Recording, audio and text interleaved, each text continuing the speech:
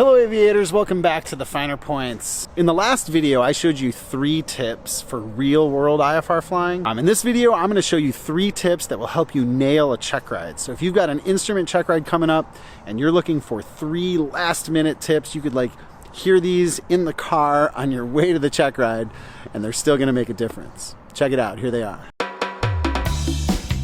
I'm Jason Miller, a full-time professional flight instructor. On the Finer Points channel, you can join me as I bring you tips and tricks that I've learned from 20 years on the flight line.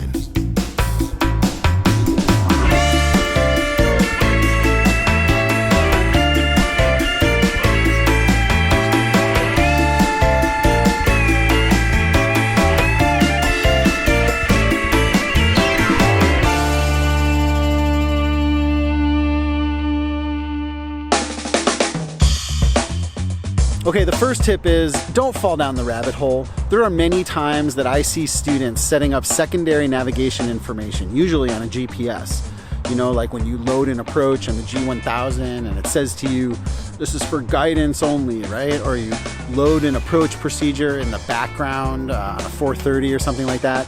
If your main approach technology is VHF, like if it's a VOR approach, an ILS, a localizer approach, don't fall down the rabbit hole of trying to set up that backup information. If it's easy and you know how to do it and you fully understand it, then go for it. You know, everybody's so convinced that the GPS magenta line is going to be more helpful or give them some situational awareness that everybody's working to get it in place, even when it's a backup system. So I think it's really important, especially on an instrument check ride or when things get tight in the real world, to ask yourself, what's my primary source of navigation here? Am I flying a VOR approach, an ILS? I mean, is it a VHF thing that's primary, or is it a GPS thing that's primary? A huge shout out, by the way, to Steve Thorne. Steve, congratulations to you on your instrument, man. That was well earned. You did a great job. I know how busy you are. And so just to get all that done, I know in Canada is a lot, so kudos to you. And I also think that story that you told me about trying to figure out a backup system in the hold on your GPS, that was the moment where you passed the check ride. Because, you know, everybody has that moment in flying where they start to, you know, go down a rabbit hole to try to figure out a problem. And what you did was recognize that the problem was a secondary system and not critical to you flying the hold. And as soon as you made the decision to abandon that rabbit hole and let that sort of, you know, magenta Pandora's box just go and come back to what's primary for you, the fact that you're flying a VHF needle, you're in a hold, and you don't need that system to do this properly. Man, if I was your examiner, that's when I would just watching you make that decision and prioritize flying the airplane on a primary signal would have been the moment where I thought, okay, this guy's ready. So that's huge. And, you know, just so you know, 9 times out of 10, it doesn't go that way. For example, I had a student on a check ride. He owned a Piper Warrior, and in the top of his radio stack, he had a Garmin 430, and in the bottom, he had one of those old analog navcoms, like old TV set. You know, you click, click, you turn this big analog wheel. Anyway, and by the way, I love those old analog radios. But so he was flying the localizer approach into Watsonville, California, using the nav radio and the 430. And then he was planning on doing the missed approach on the nav radio on the bottom, right? So we're flying the localizer approach. Everything's looking good. He goes to miss the approach, and he ends up at the Salinas VOR holding on that old navcom unit. And it's really simple. It's just a basic holding pattern. You fly the needle to the station. When the to from flag flips, you turn and, you know, start your timers and do all that sort of stuff. And he's just doing circles there at the VOR, and he's doing great. And the examiner tells me that he's doing great and says, okay, the next thing I want you to do is to fly the ILS runway 31 approach into Salinas, starting at the initial approach fix with the DME arc, right? Now, notice, the holding pattern on the missed approach he was flying had an inbound course of 113. The radial that he would have had to fly outbound to get to that IAF that the examiner told him to go to was 107. Right, we're talking about 6 degrees, so all he had to do was get back to the station, turn left 6 degrees and twist 6 degrees.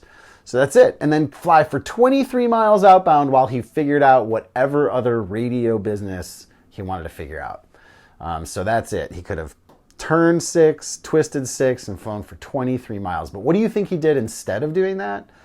He heard that he had to fly an approach, and so he hit the procedure key on the 430. Now immediately, just, I get that GPS provides amazing situational awareness, and I am not telling you to blow off backup systems or moving maps or anything like that. But I do want you to understand that when you hit a procedure key on a 430, you are opening up possible mistakes. For example, there's 2 different initial approach fixes and they're not titled perfectly. So which one would you choose? Unfortunately, my student chose the wrong one and turned toward the side of a mountain. The examiner failed him right then and there, came back to my office and started talking my ear off about why was this guy so reliant on the GPS? He was doing great, right? So understand that when you hit that procedure key, you're A, interfacing now with a computer, and B, that computer is going to ask you questions. Do you want vectors to final? Do you want an IAF? Should you load it? Should you activate it, right? All these different questions that you're going to have to deal with are opportunities for you to make a mistake, and that's exactly what my student did. Okay, another tip that will really help you is to hold your checklist up right next to the information you're trying to maintain, right? Like if you're trying to hold altitude, then hold that checklist right up, or the approach plate right up next to the altimeter. Move your eyes rapidly like you're trying to read something and drive a car, which I know you would never do. But if you're in an airplane and you're trying to hold a heading and an altitude or fly an approach course, then whatever you're looking at, whether it's a checklist or an approach plate, should be held up right next to the instruments. There's no way I ever would have gotten my ATP, flying like single engine approaches under the hood with plus or minus 50-foot tolerances. I never would have been able to do that if I didn't do what I'm telling you to do, and that is hold the things I'm looking at, right up where my eyes need to be. I'm going to encourage you over time to hold these things right up next to the flight instruments. Because I'm going to be looking here, not up here. Yeah, just like it's if you were VFR, I would tell you to hold it here. I see. But because you're IFR, right here, and that way you can bounce your eyes back between. This is like driving a car someday, like when the autopilot's not doing it. So, okay, there it is. Cool. It's about our... All right, the last tip is to remember to think at least one step in front of the airplane.